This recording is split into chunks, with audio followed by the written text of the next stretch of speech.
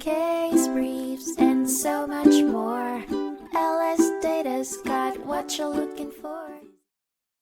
In 1986, the Supreme Court heard the case of Attorney General of New York v. Soto-Lopez, which concerned the rights of veterans seeking civil service employment preferences in New York State. Two veterans, Eduardo Soto-Lopez and Eliezer Baez Hernandez, who were residents of New York, filed a lawsuit alleging that the state's prior residence requirement for these preferences violated the Equal Protection Clause of the 14th Amendment and their constitutionally protected right to travel. At the time, New York's civil service preference was only available to those who were residents of the state when they entered the armed forces. The federal district court initially ruled against the veterans, but the Court of Appeals for the Second Circuit reversed the decision. The state of New York, which had intervened as a defendant, appealed the case to the Supreme Court. The Supreme Court ultimately affirmed the Court of Appeals' decision, asserting that the state could not deny the veterans their constitutional rights without a compelling reason. Justice Brennan, who authored the majority opinion,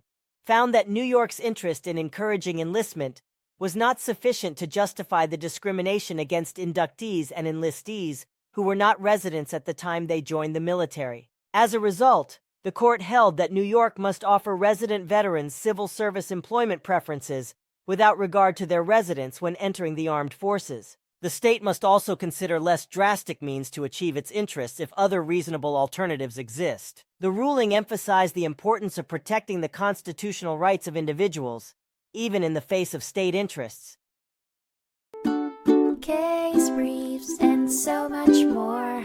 LSData's got what you're looking for. Visit lsd.law, elevate your mind. Leave the stress of class.